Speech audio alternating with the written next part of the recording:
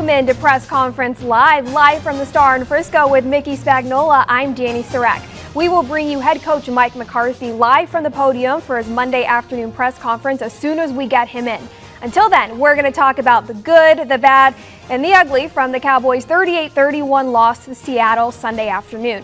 The good part about this Cowboys performance was their offense. They had a solid outing, however, was not able to combat the defensive mistakes made by this team. Mickey's second week in a row, the Cowboys played from behind most of the game. However, they were not able to pull off a comeback victory this week. Yeah, Danny, you know, there's probably a lesson in there that there's only so many times you can recover from a 15-point deficit. They tried to do it twice in a row here after recovering against the Atlanta Falcons, came back and won the game 40-39. And they actually did recover this time too, got a 31-30 lead with about just less than 4 minutes to go, and the defense couldn't hang on. So again, I think, Danny, when we look back at this game, you're going to see some mistakes they made that cost them some vital points along the way, and you just can't do that on a consistent basis in the NFL and say, okay,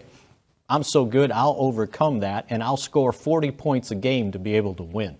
That seems to be the track that the Cowboys are on with all their weapons offensively. Quarterback Dak Prescott had another phenomenal performance. For the second week in a row, he put up more than 450 passing yards. He is the second quarterback in the NFL to do so in consecutive weeks, joining Jameis Winston. Mickey, how impressive was Prescott's poise and control and keeping this Cowboys team in the game until the very last throw? Yeah, and as a matter of fact, it was a replay of the Atlanta game, right? They fall behind. Dak's able to perform to the level he performed. And again, his composure and his resiliency, if you see what he was fighting, once again, he had to play a game with two starting offensive tackles that have only had 2 starts each previously in the National Football League.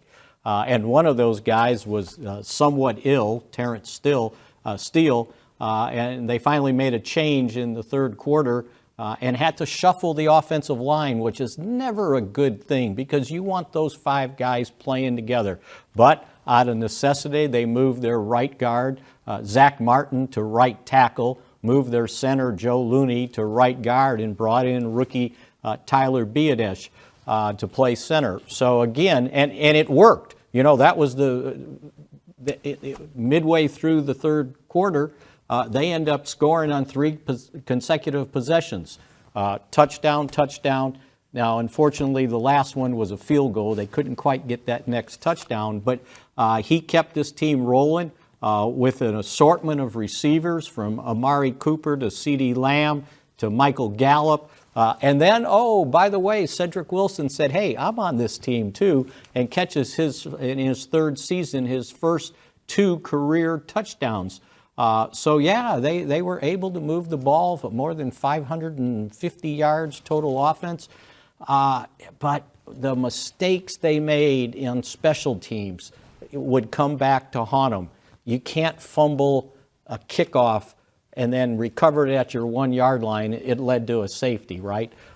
They had 2 missed extra points. One was clearly blocked, and I still think the one that Greg Zuerlein had go off the right upright, I still think somebody tipped that. The ball just spun kind of weird. So from a special team standpoint, you had 3 mistakes there that cost you 4 points. And had they had 2 of the points, they should have on the extra points, right?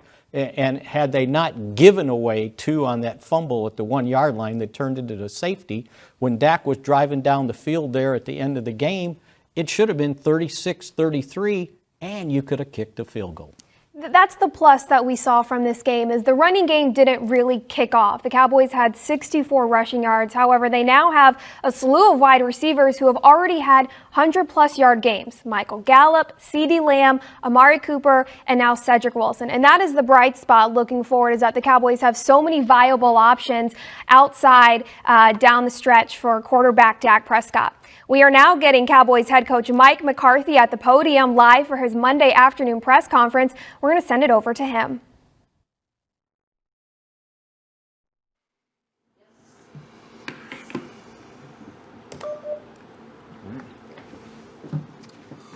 Good afternoon, everyone. Are we doing the? David Moore. Okay, you're not putting the TVs on? No? Okay.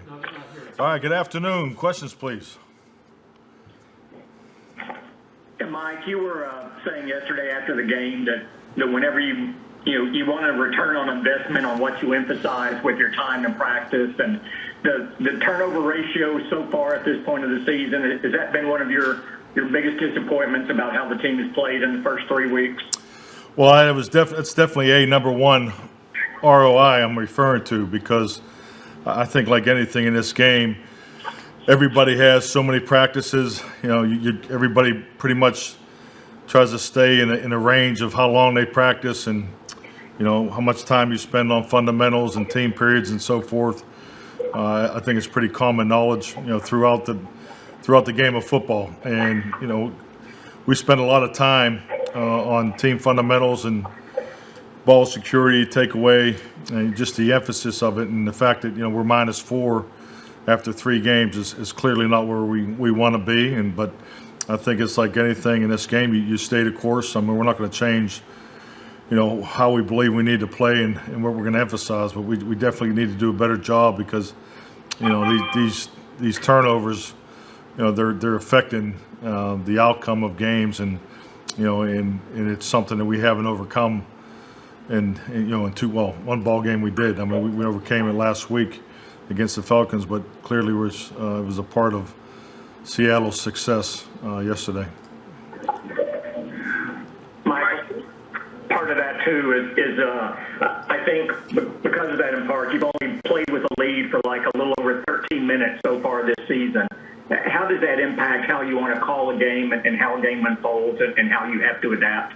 Well, I think it's an excellent point. I think anytime you look at the outline of how the team is built from a personnel standpoint, and I think it's clear that when you look at our defensive line, we have a 10-man rotation that's very healthy. So the fact that it would benefit us greatly to get a lead and play with a lead, is something that when you're drawing up game plans and when you're talking about your approach to a game, it's something that we desire. But it's important to look at the beginning of games. I clearly understand the statistics of our first half production versus second half production.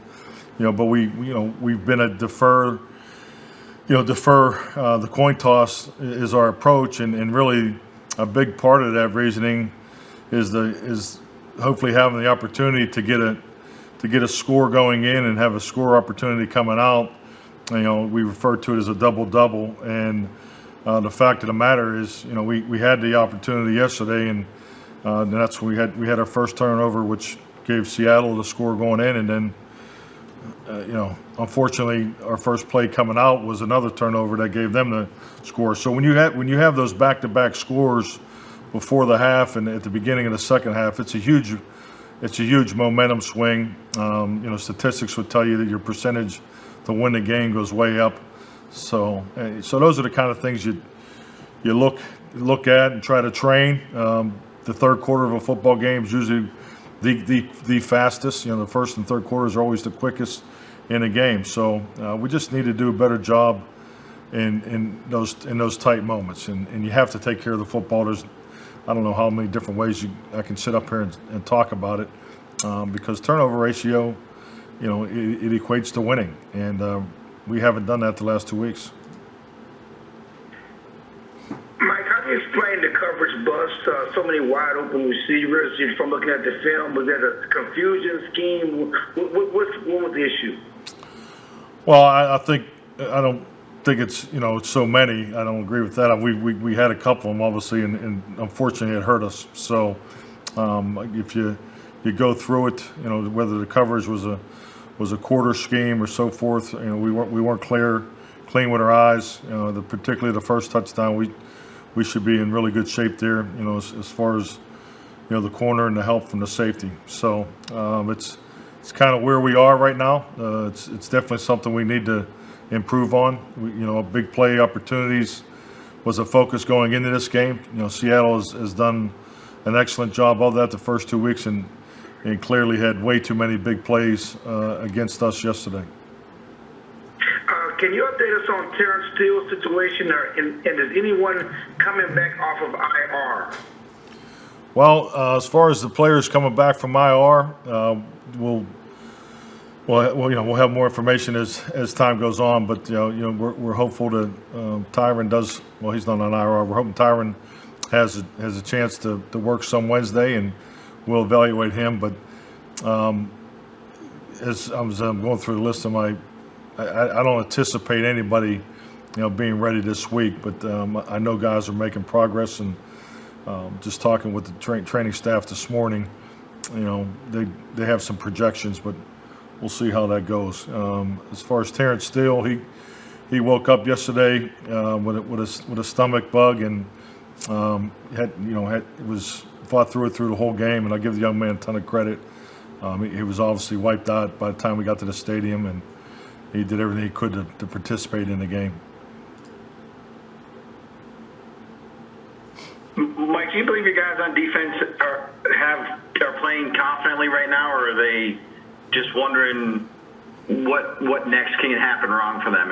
What comes first, playing well and confidence, or confidence and then playing well?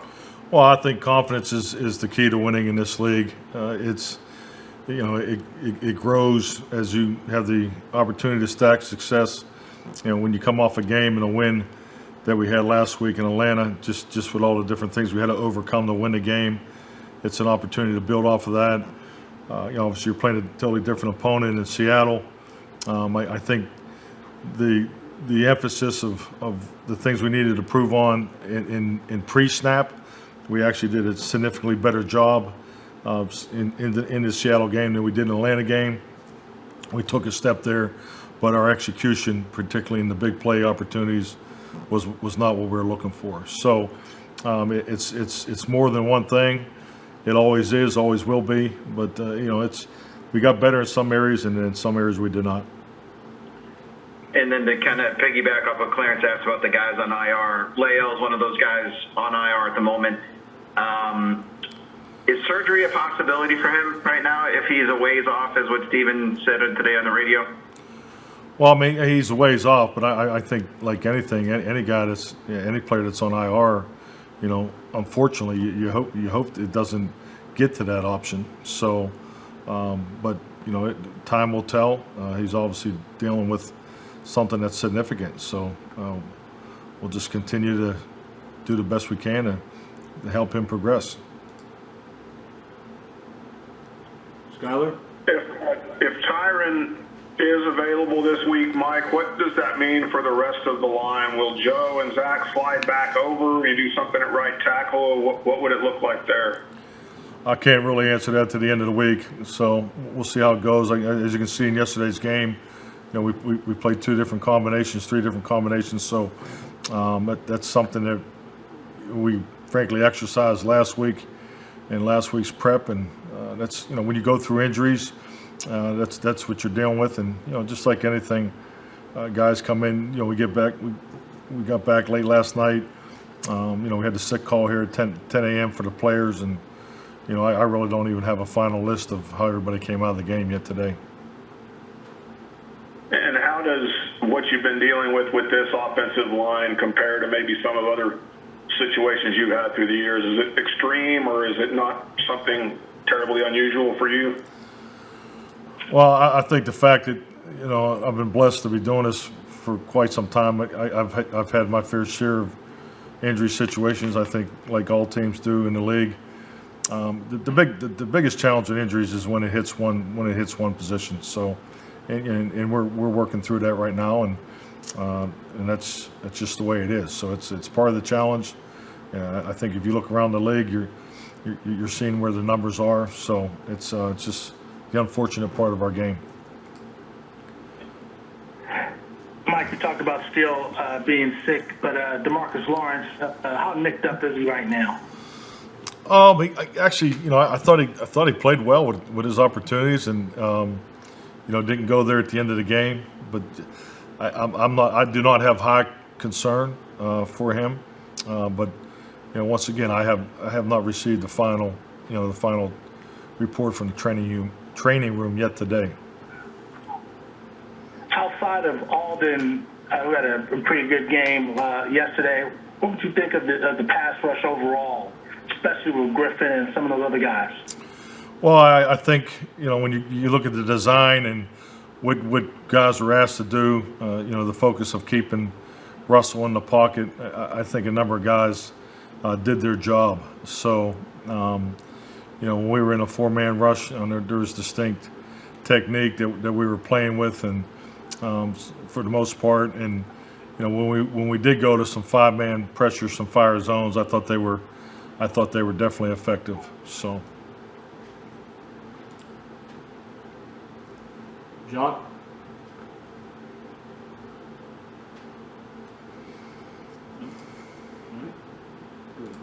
Michael Gelkin?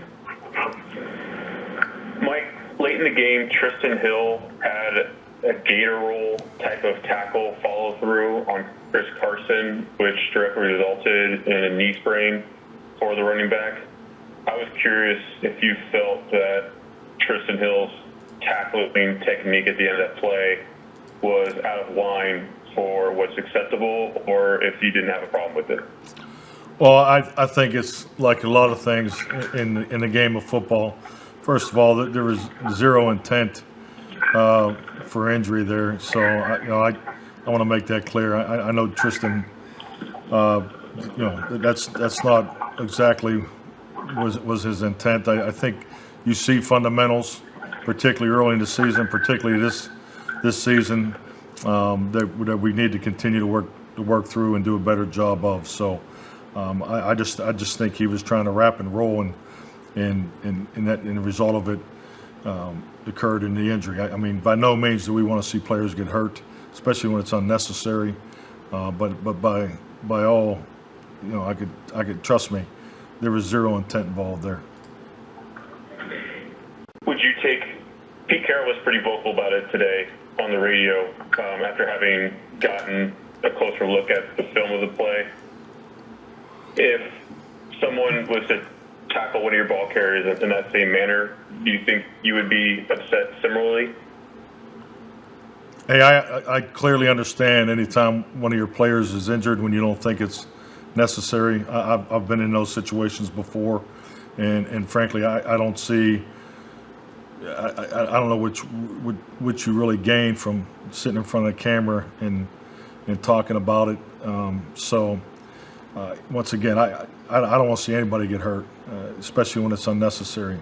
But there was no intent, and I think it's like anything. You just continue to work on the fundamentals, and I think the game always improves as the year goes on. Hey, Mike, what did you think of Zeke's game yesterday from the pass blocking, the running, and also the short pass catching game that you guys were trying to get rolling there? Well, I think Zeke, was clearly the focus of Seattle's defense. You can, just from the number of seven-man fronts that they played, particularly to our one back, just the front that they were lining up in. It was a focus to stop the run. And obviously, Zeke's such a huge part of that for us. I think when you look at his carries, plus his targets, the opportunities to try to get him the ball in the passing game, we didn't have the production obviously that you would like, but I thought it was a tough game for him, as far as the amount of focus that was put on him. And then, how did you feel like Xavier Woods did on the defensive end? Obviously we talked about the big plays and things like that, but overall, from where he's supposed to be and the way that he's playing, how did you feel like he did? I think just so we get familiar with ourselves, I don't grade players in a public forum. Never have, never will be. I think that specific grades in that type of conversation is better served for the players, which is just completed at 4 o'clock today. So I thought Xavier did some good things. Once again, we're more focused on improving our whole defense. Particularly learning from some of the mistakes that we did make. Hey, Mike, how do you think, or what do you think about the adjustment that's been for Tank in terms of rushing from hand on the ground to 2 point? Just as I stated last week, I think 2-point stance, 3-point stance, it's a preference. There's a reason why you have both. Obviously, Alden has more experience with the 2-point and is particularly, to play with more vision, which I think is a benefit in normal down and distance and second down. So, the guys that played more in the 3-point, I'm fine with. I mean, you're talking about veteran players that have built a foundation and a time clock from playing in the 3-point stance. It's something definitely they feel benefits them, but there also are situations, certain times you definitely would like to be in a 2-point over a 3-point and vice versa. I don't think Tank was on the field on the last touchdown pass to Metcalf. Was there a particular reason? Yes, it just felt that we needed to hold him at that point in the game.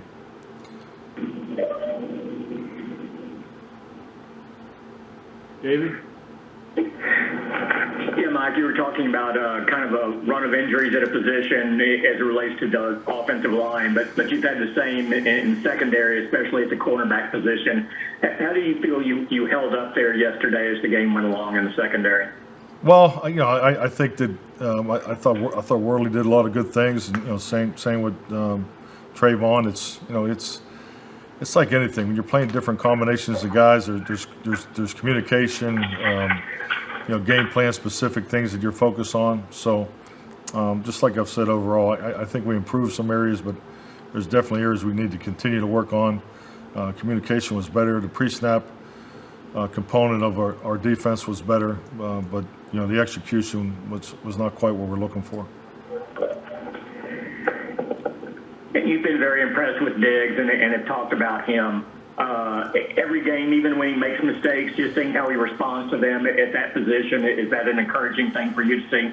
Well, I mean, he definitely loves football and he has a short memory. So that's you have to have that to play corner in the NFL. So Trayvon's is someone that just do whatever. I think he showed that this week. He'll do whatever it takes to get back out there. It's something that's very impressive to everyone. To see a rookie battle back throughout the week, and it's a performance as he continues to grow that he'll learn from and be better for it. Mike, how would you evaluate Dak's game? Obviously, those 2 turnovers we talked about at the end of the first half, start of the second half were somewhat on him with the interception and the fumble. Can you talk about what you saw from Dak yesterday?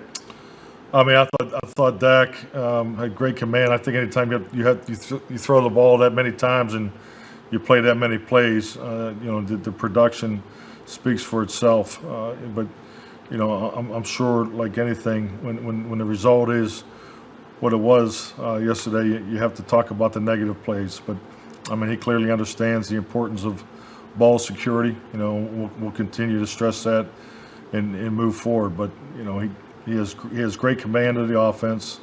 So a ton of production, and I think as an offense, the production part of it's there. We just gotta minimize our mistakes because they were costly yesterday. Well, you guys look outside for help and safety. Are you comfortable with the guys you have? I mean, Earl Thomas and some Jefferson are still out there. Would you guys be interested in doing that?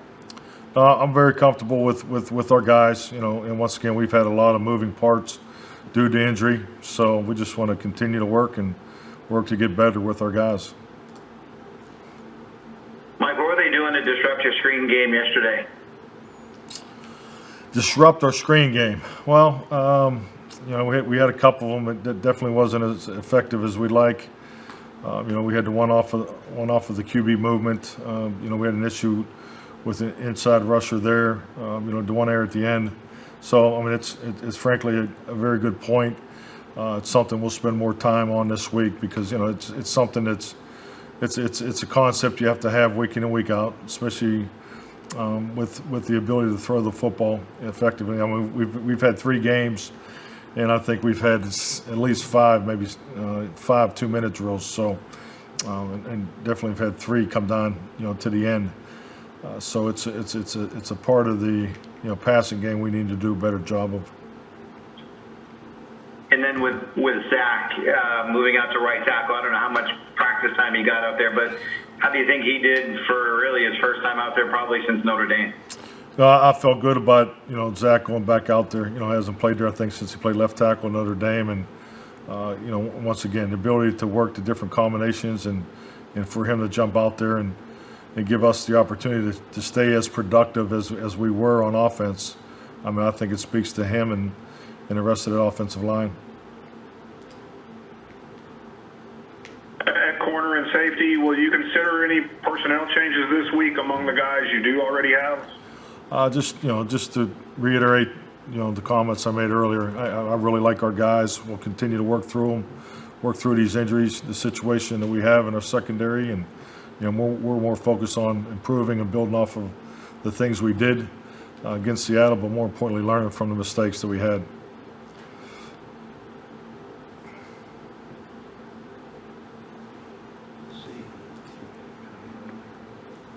Give me a second.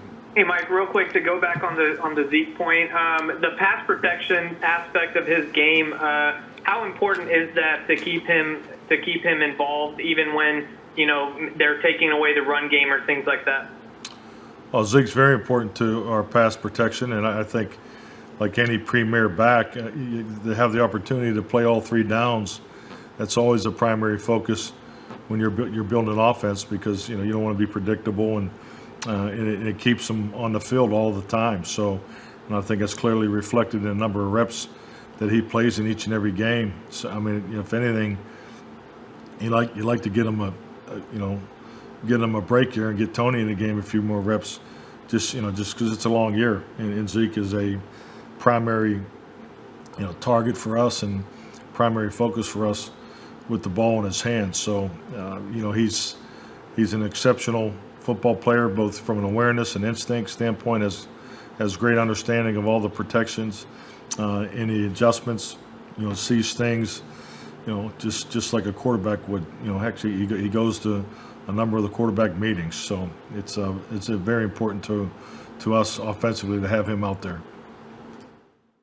Head coach Mike McCarthy's live press conference. You can watch the entire presser on DallasCowboys.com. Some big news coming out of that press conference regarding injuries. McCarthy does not feel confident that any of the players are going to come off the injured reserve list this week. That includes starting right tackle Lyle Collins, who started on IR for a hip injury. Mickey, knowing that the Cowboys are going against prolific defensive end Myles Garrett with the Browns, which offensive line combination do you go with? Well, I think a lot of that will depend on, is Tyron Smith ready to go also? So there's two problems there. I think they got to like what they saw from Zach Martin. It sounded like the head coach there at the end thought he held up well for limited practice there and not having played the position since Notre Dame. So, yeah, that's going to be something that they've got to settle down on and get the five that are going to play in the game together during the week. Cowboys host the 2-1 Browns this Sunday at AT&T Stadium. That's Press Conference Live for Mickey Spagnola. I'm Danny Surratt.